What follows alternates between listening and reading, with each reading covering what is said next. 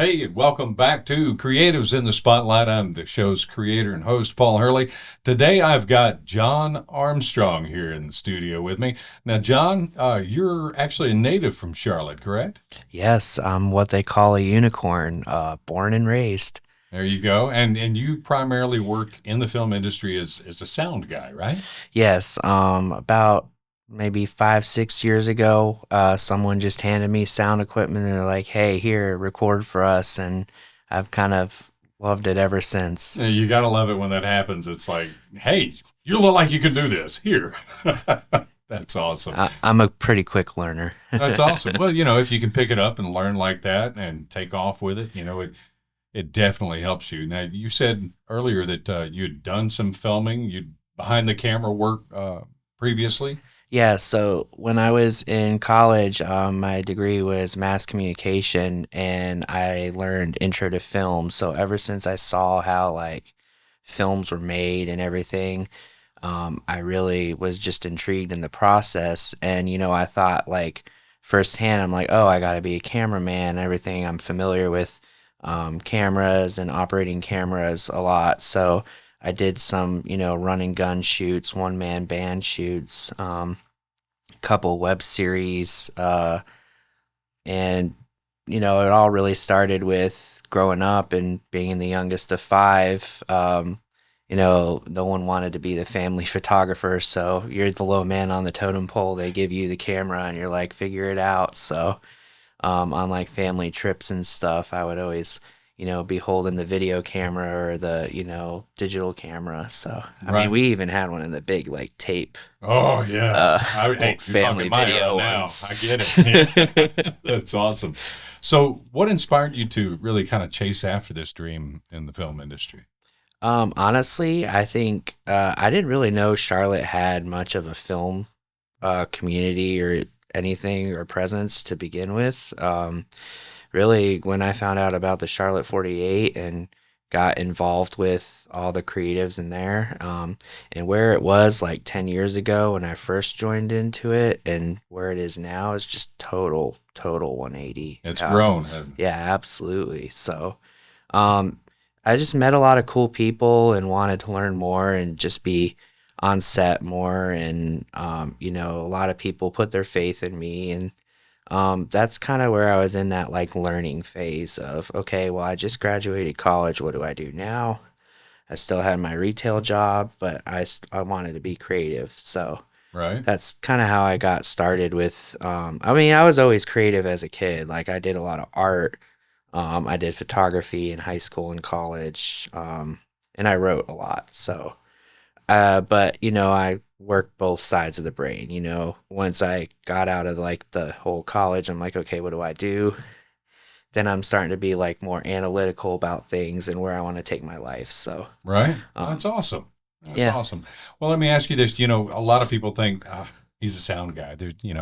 What's to that? But in all honesty, I've worked sound, and that's hard yeah, because you have to pay attention to everything. You almost have to close your eyes and let your ears be your yeah, eyes and everything because the slightest sound can be picked up, yep, ruin the shot. yep, You really got to be on your toes. And, whenever you hear something, you're going to be like, yep. to the director, like, this is a no go, and then he's got to, of course, say cut from there. But what kind of challenges have you really kind of faced in sound work? I would honestly say just people not realizing the importance, like, how important it is to capture the best quality sound on set, like on location. Um, they're like, oh, we'll fix it in post. I mean, post production has gotten much better than it was like 5, 6 years ago. But yeah, I mean, that's the biggest challenge is communication time. And then some people aren't always comfortable saying to like a director, hey, I didn't really get it. Like, can we do one more take? Like, a lot of projects I've been on more recently have realized the importance of, getting the room tone, um, taking another take just because something didn't quite sound right or there was a plane or, all those challenges of environmental factors. So, and, sometimes in pre production, they don't really involve the sound guy too much. And so your first time like getting to set is during production and you're realizing how many different things you're going to have to deal with and you're not able to plan for it. So Right. those have been the couple challenges that I've run into, but they've gotten better. And I will say a lot of people I've worked with recently have been really good about checking with me to say, hey, how did that sound? Or do we need to do this again because someone coughed? Or like everybody's starting to pay attention. And that's what I like because with my presence there, they're like comfortable and they'd be like, oh, yeah, I've worked with him before and he's very communicative and um, honestly, people have become more aware of it now, usually when I'm on set. So, which is great because sometimes I don't always catch it, but others people will. So, Right. Well, and really a lot of the film, based on its success, is not only sight but sound, yeah, absolutely. because it'll make or break a film. It really will. I like I said, I had a brief experience working sound, and now, like you said, there's a lot of things that they can fix in post. Hmm. We've mentioned a program. We of course can't mention it right now, but not without copyright infringements, but or an endorsement. But we don't endorse anything unless we're paid to do so. But anyway, Yeah, but we were mentioning, there's a program out there that can isolate certain sounds and absolutely. just completely kill it, and that's, I'm sure, probably wonderful, Absolutely. in this industry. But just doing it old school. I've done it. I was working on Isaac Stovall's On the Run zombie apocalypse thing over the past year, and Yeah, I saw we'd that. start filming, and the next thing I know, there's a plane over, and it's post-apocalyptic. You're not supposed to have a plane in the sky. What's going on? So, and then of course that halts production. You got to Yep. cut. You got to wait for him to fly over, and if you're filming near an airport, that's a nightmare. Oh, yeah. You know, so hopefully some of these programs that are coming out eliminate a lot of that. But you know, for a good sound guy, he's and I've had to do it. Hmm. I'm working sound and I'm watching it, and I get so involved in what I'm seeing, I'm forgetting what I'm hearing. Yeah. So I literally had to close my eyes and just tune in on, let my ears be my eyes too. So yeah, I can imagine it's pretty challenging. Yeah, especially when you are the boom operator, so it's even harder because you actually have to make sure that you're staying out of frame too. And I've worked with a couple DPs who are really good about saying, "Hey, you've got room," or that's your frame. But there are other sets where it's a little bit more challenging, and then once I find out, I'm like, oh, okay, well, that's why so I can see the framing and everything. I've been on ones where you can actually see it on your phone or any device and be able to get the frame. So that's been helpful.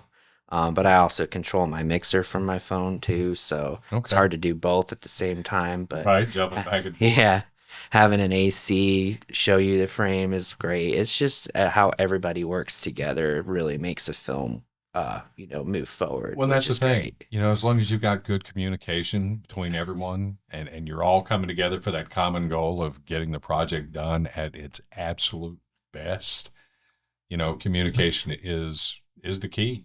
Yeah. It really is, because that way you're not guessing. Was my is my mic in the shot? Hmm. Is there a shadow from my boom? Yep. There's all those contributing factors that you have to worry about, Yeah. and if nobody's telling you, then you just ruin the shot. And it's like, why didn't you say something? I Yeah, could have exactly.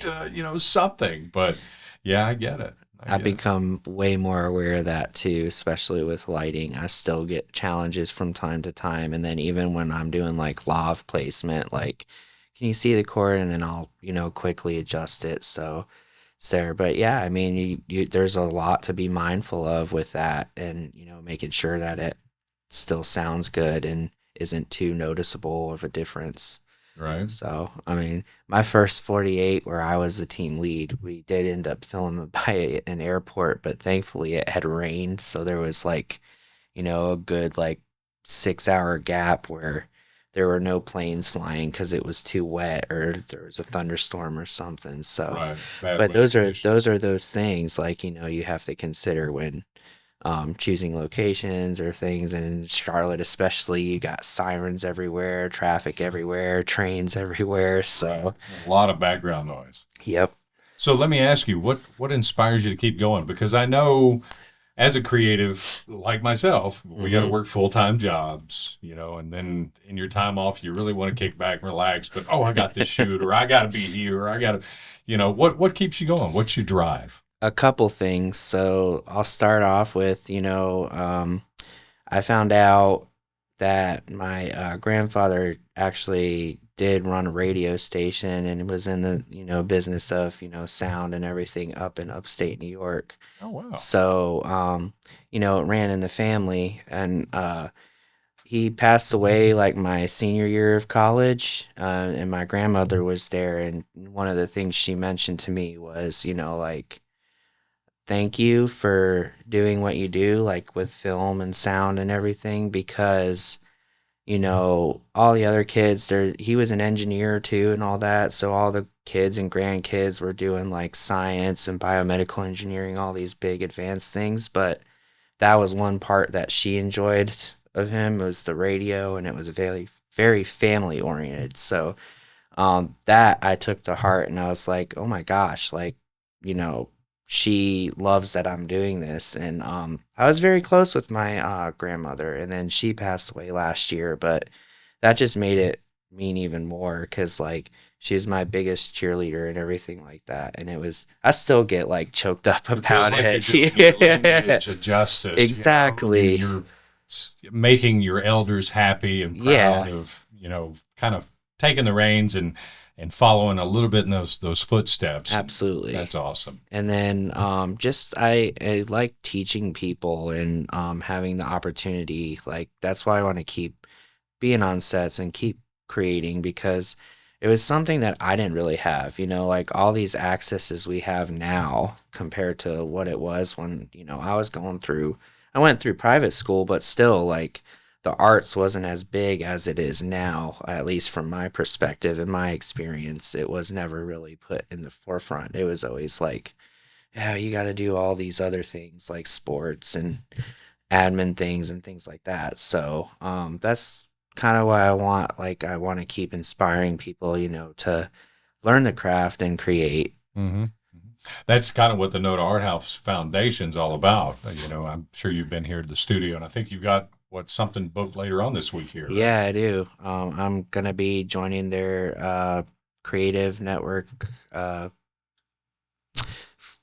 their incubator program. Okay. So that'll be great. I'm gonna learn, how to be a creative in the business world, and be able to just dive into more skills, and then maybe even teach other people those skills that I learn as well. There you So, go. There you go. Well, that I just learned about that course 5 minutes ago or 14 minutes ago.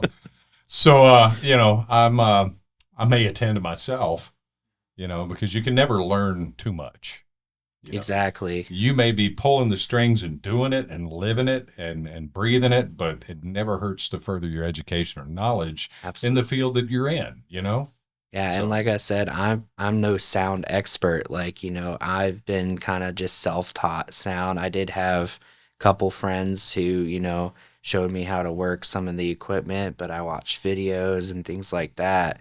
And I'm still learning. Like, I don't know all the sciences behind the sound, but anything I learn, I'm not gatekeeping it. I'm usually like sharing it with my other sound engineer friends. And like, one thing I learned was when you're editing, women's voices are lower than male voices, or like different frequencies or something. So like when you are doing those voice isolation tools, that's why the women's voices always sound more robotic than the men's, because the frequencies are so similar to like the noise floor and everything. And I was like, oh my gosh, that's interesting. yeah. But then also temperature can affect sound too, which is crazy as well. So Wow, I didn't realize it. I know, and that's what I'm saying. Like, there's so many different factors that I didn't really consider. I mean, I don't know how much it affects it, but it still contributes to it. I So, know when I get in the heat and I get overheated, my voice changes. hmm, So I can imagine it would change the sound.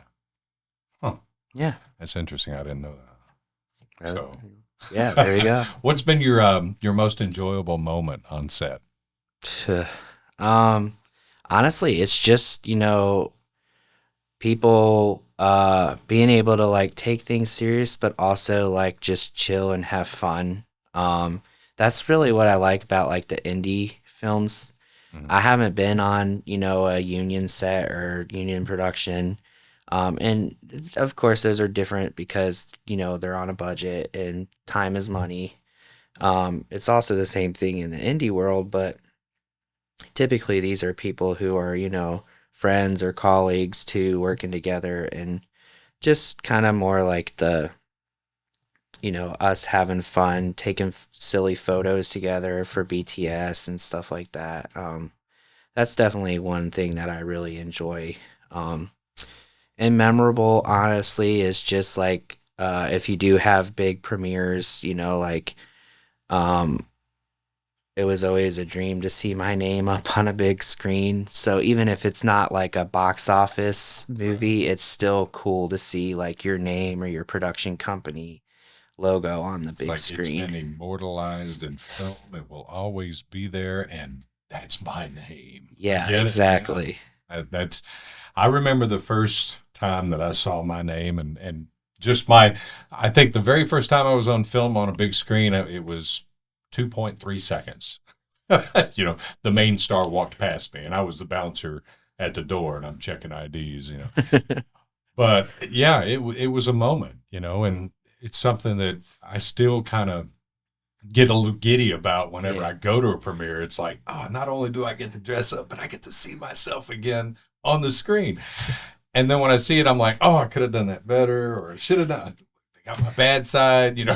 It's Yeah. always something, but yeah, it's fun. It You're really always is. your biggest critic. I mean, Yeah, even when I'm watching films and listening to it on the big screen, I'm like, oh man, they did fix that. Or, oh right. man, like I didn't think it was gonna sound as good as it did. So, and then it's like, oh yeah, I probably should have done this better with this situation or scenario. So, Well, being in sound, how many films have you watched that you weren't a part of? This is just on Tubi or one of the streaming services, and you're watching a film and you start picking out things that should have been fixed that were wrong, and you were like, ah, does it ruin the whole movie going experience? Because it does for me. I hate it. I actually hate watching movies now that I'm in the film industry because I will pick a movie to death. I agree. There are some films where I like do watch, but honestly, it's more so like I know the plot Yeah. or what's gonna happen. Um, because you've studied like the film and everything. I do look, especially in series like continuity things, like I'll notice those real quick. And then I'm not as picky for certain things. I do like to watch a lot of BTS and how they pulled some things off. I'm like, whoa, like Right.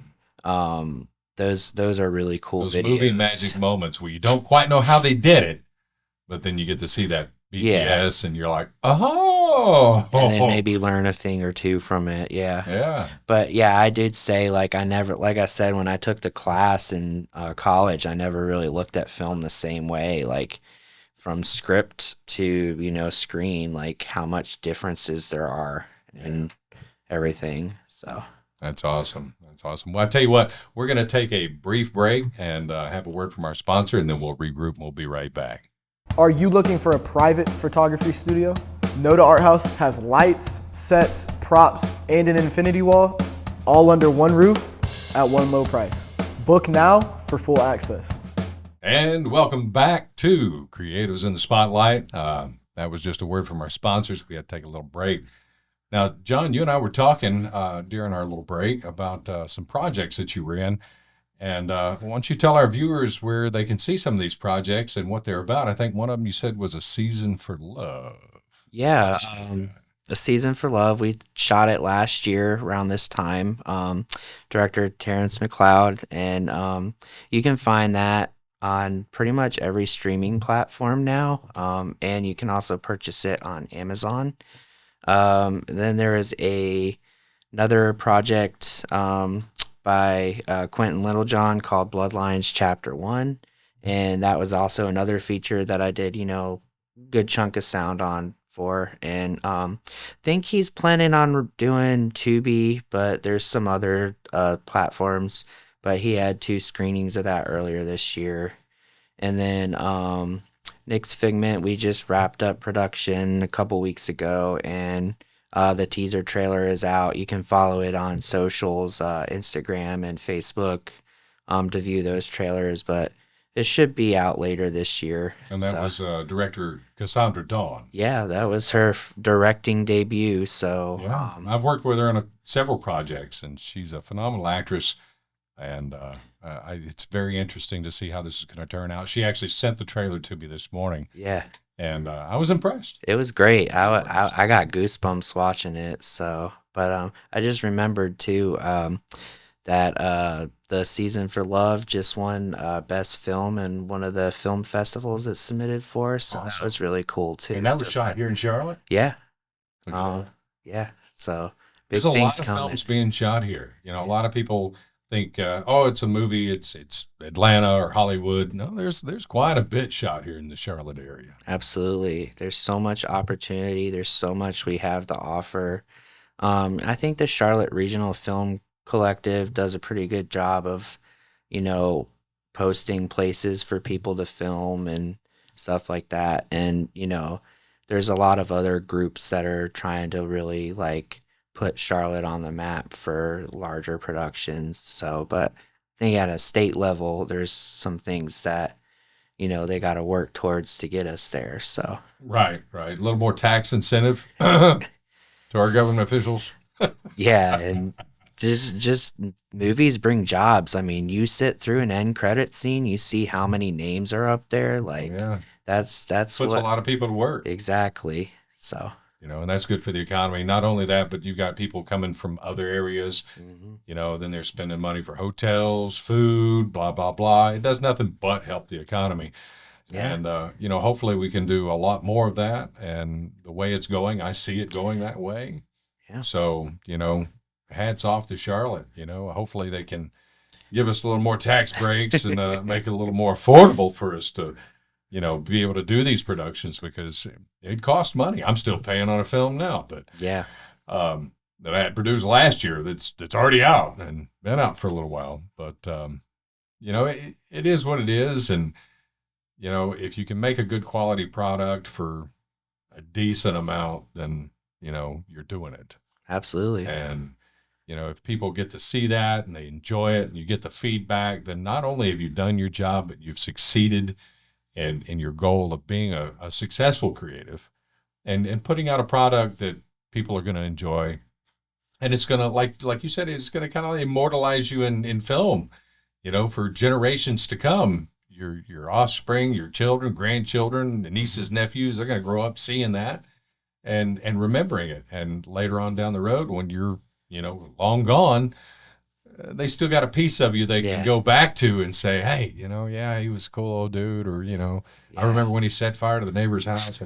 I didn't do that really, but. No, actually, what's great is some of my nieces and nephews are starting to take an interest in creative. Like my one niece, she runs theater production sound now, so she wants to do more of that.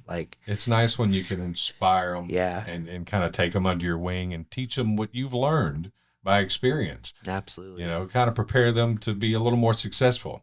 Because a lot of us didn't know anything. We just jumped in it. Mm-hmm. We learned by doing. Yep. And at the end of the day, we learned some valuable lessons. And if we can take those lessons and say, hey, I know you're getting into this, but be mindful of when this happens, because this can happen. Yep. I know, I'm collecting a bunch of my thoughts and putting them into paper and, thinking about releasing a book about my experiences on that, and just, to teach other people hey, this isn't exactly what you have to do, but this is a guide for what I've run into, and maybe, you can take from my learned experiences and apply them to have a smoother awesome. Production. That's really what it's all about, is passing on the knowledge and the experience so that those that you want to see be successful can take that information and hopefully use it and